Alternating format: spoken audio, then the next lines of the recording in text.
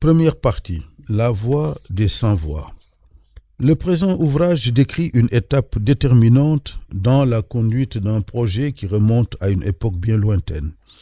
Il jette aussi un regard sur une œuvre qui a été accomplie grâce à un enthousiasme débordant. Les énergies et les moyens nécessaires ont été fournis pour sa réalisation, et cependant plus d'un quart de siècle. Une œuvre qui a été la pierre angulaire d'une démarche professionnelle qui s'appuie sur une réflexion approfondie. Tout cela traduisait la quête d'une essentielle symbiose entre deux entités divergentes. Entités qu'il fallait pourtant réconcilier en les intégrant l'une dans l'autre afin de susciter entre elles une convergence, voire une complémentarité en lieu et place de rapports conflictuels. Ces deux entités sont l'islam et l'africanité. L'aventure de la mise en route du groupe Walfadjri, qui signifie l'aurore, constituant l'objet et le sujet de ce livre, s'appesantit sur le début d'une longue et pénible marche ponctuée par un travail dont on a le sentiment qu'il est encore aux antipodes de la perfection. Créé dans cette terre africaine enracinée dans une islamité profonde, le journal a vu le jour en 1984 sous forme d'un bimensuel d'information, d'orientation islamique et paraissant en langue française, ce qui laissait transparaître son authenticité et son enracinement dans les valeurs de la culture arabo-islamique du continent noir, comme le reflètent les convictions profondes de son manager général. L'islam et l'Afrique de l'Ouest se confondent et se ressemblent à bien des égards. Beaucoup de chercheurs africains et occidentaux en conviennent et ont abordé la dimension islamique sociétale de l'histoire de la zone ainsi que son cachet islamique aux axes variables qui a laissé ses empreintes sur les coutumes et traditions africaines et en général et particulièrement sur le Sénégal, porte ouverte sur l'océan Atlantique et sur le reste du monde. Il y a eu en la matière une documentation assez fournie. On pourrait citer par exemple Christian Coulon, écrivain et orientaliste français, et spécialisé sur les questions ouest-africaines, qui a consacré à ce thème des études allant de la période précédant l'ère coloniale jusqu'aux années 80. Dans ses ouvrages, Le marabout et le prince et les musulmans et le pouvoir en Afrique noire, Coulon a traité avec force détail les liens qui se sont progressivement tissés entre l'islam et le pouvoir politique. En effet, ces rapports sont relativement anciens, datant notamment de l'époque où la classe maraboutique faisait face à la classe des Tiédo, pouvoir traditionnel païen. De rapports conflictuels, ils se transforment au fil du temps en rapports amicaux dans le cadre d'un respect mutuel aboutissant à un partage des rôles sociaux en fonction des circonstances et des vicissitudes du moment. Cependant, leur influence en tant qu'autorité de référence justifia leur existence en dépit des multiples changements, ne serait-ce que pour remplir le vide au niveau des rapports sociaux, même pendant la période coloniale. Ainsi, il y a toujours eu d'un côté des Tiédo, obnubilés par le clinquant de la vie et prêts à assouvir leur instinct, en prétexte pour faire passer tout ce qui défie les limites de la laïcité. Et d'un autre côté, des marabouts qui tournent le dos à ce bas monde au point de s'écarter de la gestion des affaires de la cité et du pouvoir qu'il incarne. Deux corporations opposées au départ, mais qui finiront par se rapprocher l'une de l'autre lorsque la nécessité d'unir leurs efforts pour combattre l'ennemi commun que représentait le colonialiste s'imposa à eux. Cette nouvelle sainte alliance vit le jour avec l'irruption du marabout résistant qui se dressa en défenseur de la foi et de la patrie, phagocytant ainsi le résistant Tiédo pour refuser collectivement d'abdiquer devant les agressions de l'envahisseur colonialiste afin que la souveraineté de la patrie ne soit pas définitivement aliénée. Dans cette logique de refus, le marabout résistant aura payé un lourd tribut en subissant les pires formes d'humiliation, de tortures physiques et morales, de traques, d'emprisonnement et d'exil. Mais il n'était plus possible d'éradiquer l'action islamique de la société sénégalaise, tant elle était devenue une partie intégrante dont elle constitue d'ailleurs l'une des expériences les plus vivantes. Devant cette farouche résistance de la classe maraboutique, les forces coloniales furent contraintes de se soumettre à la loi de la coexistence pacifique, basée sur le dialogue, et ce, en dépit de leur supériorité militaire. C'est ainsi que la classe maraboutique a servi de relais entre les autorités coloniales et les masses populaires, par le biais de son activité littéraire et culturelle débordante. Au départ, les autorités coloniales ne prenaient que des décisions politiques unilatérales, sans s'en référer à la classe maraboutique ou à celle des tiédos. Mais l'influence grandissante qu'exerçaient les marabouts sur les masses finit par obliger la classe politique coloniale, comme post-coloniale, à courtiser les marabouts qui pesaient de tout leur poids, notamment pour la mobilisation des masses populaires et les amener à accepter les décisions politiques. Ces positions privilégiées ressemblaient plutôt à un cadeau empoisonné, d'autant que la posture plus ou moins confortable dans laquelle les autorités coloniales avaient installé la classe maraboutique s'est vite muée en une position féodale. Les hommes politiques de la période des indépendances ont tenu à conserver cet héritage colonial afin de mieux contrôler, voire diminuer l'influence des marabouts sur les masses. Les années 70 ont coïncidé avec l'émergence d'une nouvelle catégorie dans la classe maraboutique. Elle est constituée d'une élite arabophone réformiste dont la majorité est sortie des universités arabes. Ces nouveaux arabophones entreprennent à leur retour au pays d'ouvrir des écoles arabo-islamiques plus ou moins modernes. Ils étaient porteurs d'idées nouvelles et progressistes quant au rapport entre l'islam et le pouvoir politique, d'où leur opposition à la démarche de la classe maraboutique traditionnelle phagocytée. C'est ainsi que le mouvement islamique atteignit très vite son apogée à cette même période, mais il ne tarda pas à péricliter quelque temps après, suite à la nomination de certains de ses cadres à des postes importants, ce qui les détournant de leur rôle de meneur et précipita le mouvement dans une léthargie paralysante. C'est l'avènement de la Renaissance islamique qui bouleversera la donne ainsi que les tendances dans le monde.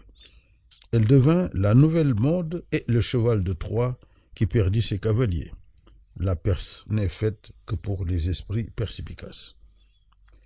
L'un des premiers éclaireurs est nommé Ayatollah de Kaolack, qui voulut profiter du passage fugace du nuage d'été pour assouvir ses ambitions politiciennes et s'en servir comme paravent contre les tempêtes ravageuses qui soufflaient de toutes parts, suite au jeu d'échecs politiques auquel il s'était adonné.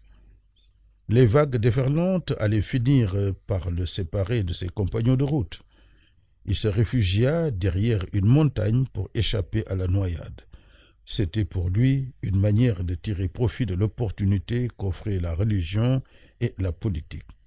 L'apprenti politicien arbora la toge du politicien professionnel et emprunta le discours islamique après s'être assuré de la décision du président chrétien du Sénégal, Léopold Sédar Senghor, de quitter le pouvoir. La guerre de succession faisait rage entre le premier ministre d'alors, Abdou Diouf, et le ministre des Finances, Babacar Ba, que les tendances présentaient comme favoris, ce qui lui permit de gagner la sympathie de la plupart des acteurs politiques. Parallèlement, depuis 1974, il y avait une autre bataille politique contre Abdoulaye Wade qui créa le Parti démocratique sénégalais et se positionna comme opposant. Babacar Ba fut le grand perdant dans la bataille pour la succession de Senghor et l'enjeu changea de camp entre le successeur désigné et l'opposant conditionné. Moustapha Niasse, alors directeur de cabinet du président Senghor, était la botte secrète de ce jeu d'escrime.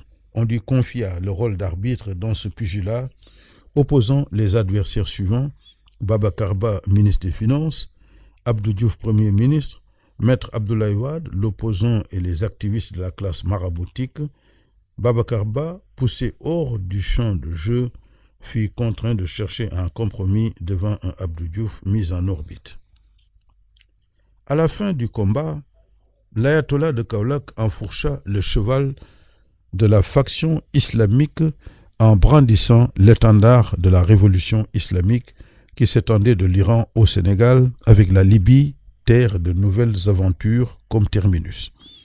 Ce fut le dernier scénario où vinrent s'échouer les rêves d'une longue pièce de théâtre en attendant le jour où la classe maraboutique mettrait en scène un nouveau jeu à connotation opportuniste dans lequel religion et politique occuperaient les premiers plans.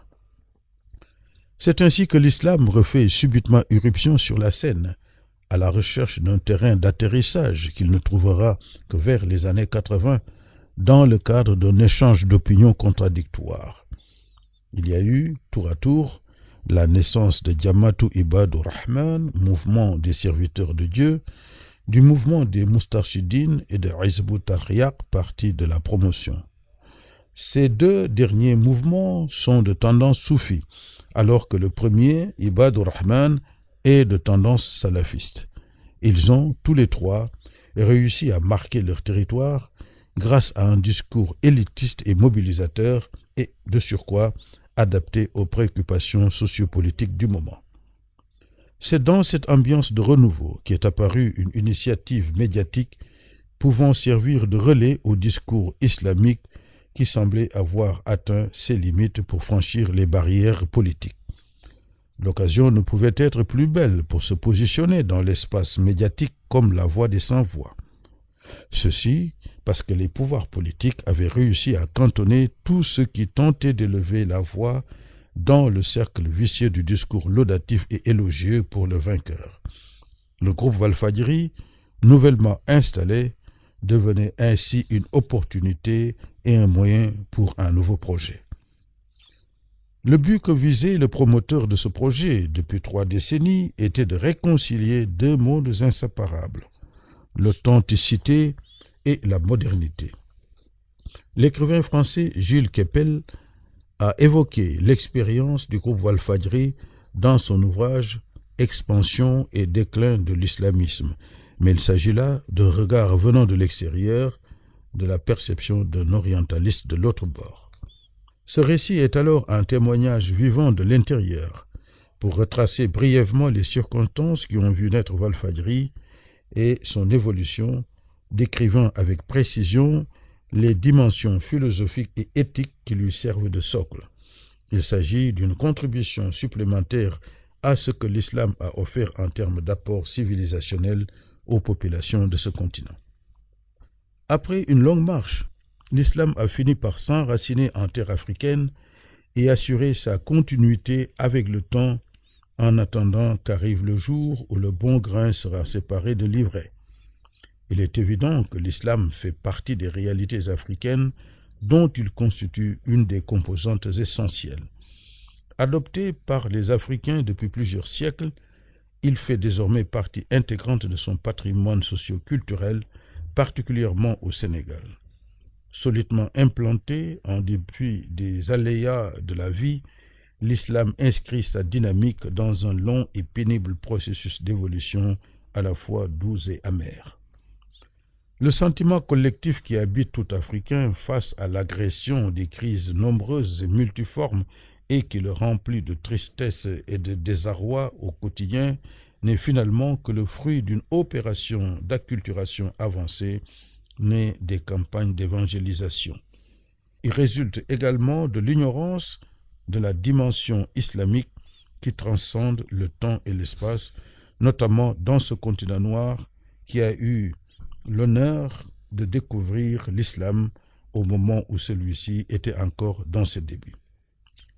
L'ancien président poète Léopold Sédar Senghor avait l'habitude de dire qu'en l'an 2000, Dakar serait comme Paris, et il avait fait de son mieux pour que le Sénégal se transformât en un département d'outre-mer, sous la coupe totale de la France, ce qui en ferait un champ d'expérimentation pour la matérialisation de ses vœux et souhaits. La démarche de Senghor et son régime visaient à faire du Sénégal un pays qui tournerait le dos à son riche patrimoine arabo-islamique. Un patrimoine qui a permis au Sénégal de retrouver la place qui lui convient dans le concert des nations. Senghor a pu façonner pour le Sénégal Un mode de vie et de pensée, ainsi qu'une conception du monde à travers une vision occidentale fondée sur le dogme judéo-chrétien et gréco-romain. Il théorisa sa fameuse négritude, qui n'est que le prolongement de ces différentes doctrines, d'autant que la noirceur d'ébène n'est presque conforme à aucune couleur humaine. Il y a au Sénégal des patriotes qui, depuis leur tendre enfance, se battent pour que le pays ne bascule pas dans le camp occidental tel que Senghor et bien d'autres l'avaient voulu. Ces patriotes restent convaincus que la civilisation arabo-islamique fait partie intégrante du patrimoine de ce pays, comme en témoignent son histoire et sa culture. Cette élite conformiste n'a pas voulu déroger à la règle. Elle respecta les consignes d'usage, s'engouffra dans l'arène des médias et de l'information par la porte principale. Un véritable raccourci pour accéder autant aux masses populaires qu'à l'élite des décideurs. Muni d'une offre aussi désuète que la langue arabe et la culture islamique dont les dernières traces ont été emportées par la vague des bataillons conquérants, l'élite arabisante se retrouve tenaillée entre l'ennemi agresseur et la mer houleuse. Elle n'hésita pas à recourir aux armes de prédilection que sont la volonté et la patience.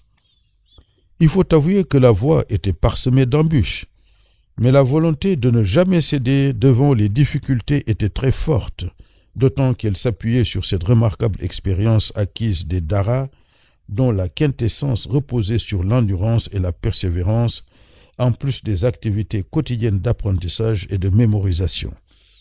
Le passage par la porte de l'information et des médias représentait certes une aventure sans précédent, mais elle était en même temps incontournable. L'unique approche qui s'imposait à tout candidat à l'aventure était de s'éloigner des sentiers battus, ce qui ne manquerait guère de susciter la curiosité des observateurs qui se posent des questions sur le secret de cette race d'élite arabophone qui réussit à vaincre les difficultés en dépit des barrières linguistiques dressées sur leur chemin.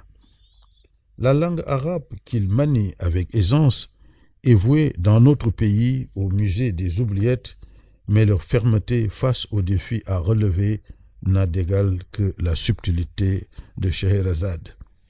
Chaque étape de cette longue marche était jalonnée de nombreux obstacles, au point que certains mauvais esprits s'attendaient à une fin rapide de l'aventure, mais la marche se prolongeait encore et finissait par ressembler à du miracle.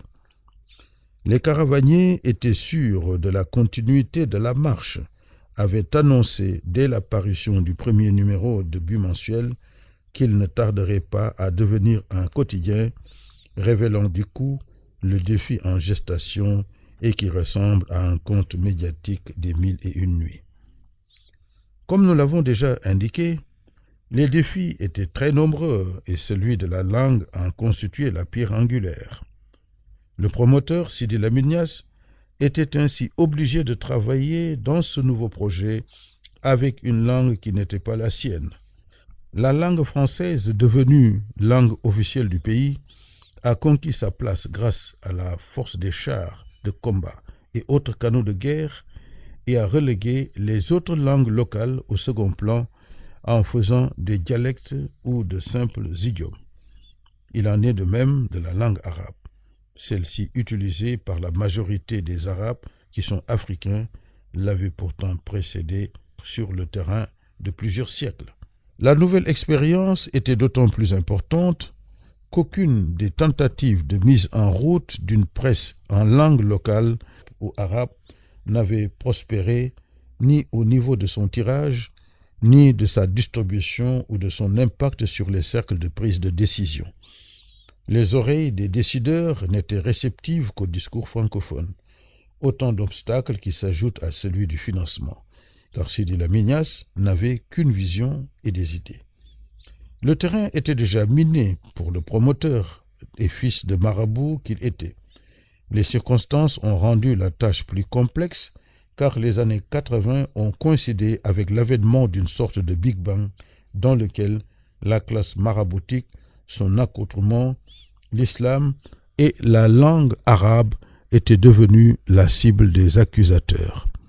La renaissance islamique faisait peur aux pays occidentaux et a fortiori aux États sollicités qui vivaient selon le système occidental qu'on leur avait imposé, mais la domination, jadis exercée sur les populations, commençait à montrer ses limites avec le déclenchement d'une lutte entre l'autochtone et l'expatrié. Comment se fait-il que le promoteur, qui était perçu comme un revenant du Moyen-Âge aux gestes et comportements extravagants, pouvait-il se lancer dans un combat civilisationnel sans merci? Ceci d'autant que les précurseurs arabisants, dans ce monde compliqué des médias, n'avaient pas laissé de traces pouvant servir de repère aux autres générations. Il ne restait alors aux promoteurs du projet d'autre issue que d'escalader à main nue cette haute montagne. Sidi Lamine Niasse a ainsi vécu une nouvelle expérience dans le monde des médias. Il s'y lança par le biais d'un empirisme fondé sur la pratique et l'apprentissage progressif. Beaucoup d'idées reçues et de préjugés s'écartèrent de son esprit. Il mesura l'ampleur de ce qui lui restait à apprendre dans le domaine des médias. Il fallait donc aller au-delà des perceptions banales pour appréhender le côté profond de chaque événement. Il commençait par faire face à la mentalité du professionnel de l'information qui ne s'intéresse pas au train qui arrive à l'heure comme il le ferait pour le train qui arriverait en retard. Tout comme il s'intéresse à l'homme qui mord un chien au détriment du chien qui mord un homme. Il y a certes dans le milieu médiatique des hommes sincères et dévoués, tout comme il y a parmi eux des bras cassés, des partisans ou des vendeurs de plumes. Tout ce qui brille n'est pas de l'or. En plus d'une initiation aux sciences et techniques de l'information, le promoteur devait également apprendre les rudiments du management moderne permettant de gérer une entreprise de presse. Ce fut une pénible mais exaltante corvée que d'essayer de réconcilier deux éléments qui sont l'un aux antipodes de l'autre. Le travail de presse s'exerce en plein jour et dans une transparence presque absolue, alors que le management d'une entreprise s'effectue entre quatre murs et de façon quasi discrète. Pour ainsi dire, la fusion entre l'huile et le feu. Le traitement de l'information requiert des aptitudes et des compétences pluridisciplinaires, à l'image de l'abeille qui a le don de tirer de chaque fleur le nectar approprié pour faire du miel. Aussi, l'analyse politique requiert la capacité à comprendre la société concernée et à identifier la courbe des tendances, car une lecture superficielle d'un fait de société tue l'esprit d'objectivité et biaise la vérité. Il est donc inutile de se limiter à collecter une information pour la restituer de manière brute au public sans pour autant procéder au préalable au tri et au criblage en tenant compte des règles et exigences qui régissent le métier ainsi que des spécificités de la société en question. Tel un marteau, chaque société réagit au coup pour coup de manière forte et instantanée. C'est pourquoi l'on dit souvent que seule l'opinion publique mérite une certaine considération, mais faudrait-il savoir quelle est l'opinion publique? L'opinion publique est une notion floue, nuancée. Elle est inconstante et variable, prompte à condamner ou à applaudir à tort ou à raison, ce qui en fait une éternelle épée de Damoclès. Sidi Lamine Niasse a ruminé toutes ces considérations auxquelles il n'était pas préparé du fait de son appartenance au milieu maraboutique traditionnellement éloigné de pareilles préoccupations. Il vit un dilemme en permanence. Chaque fois qu'il applique les règles et principes du droit dans ses relations d'affaires avec un tiers, l'opinion publique lui demande de faire preuve de clémence et de mansuétude en vertu de ses origines maraboutiques. Quand il pardonne, cette même opinion publique lui reproche de n'avoir pas appliqué avec rigueur la sentence que dicteraient les règles et les principes du droit, d'où ce statut d'éternel condamné. En dépit ou à cause de cette ambivalence caractérisée, l'instigateur du projet finit par opter pour une charte rédactionnelle dédiée à la défense des classes faibles et vulnérables, en portant très haut la voix des sans-voix. Avec ce choix, il se résout à en payer les prix et à accepter les sacrifices requis. Incarnant cette posture volontariste malgré les récriminations et les désapprobations des uns et des autres, il comprit que la vie est faite de choix dont le plus agréable est amer et que seule la conscience est meilleure censeur. Aux yeux de certains, Sidi Lamine Niasse apparaissait comme l'avocat des causes perdues, perception dont il lui était difficile de s'en départir. Il accepta de se prêter au jeu, ce qui le plaça ipso facto entre le marteau et l'enclume et à égale distance entre ceux qui approuvent et ceux qui désapprouvent. Le voici maintenant à la croisée des chemins, nanti d'une expérience de plus d'une trentaine d'années, à la recherche d'un confident apte à recueillir ce qu'il considère comme un message de haute portée à transmettre.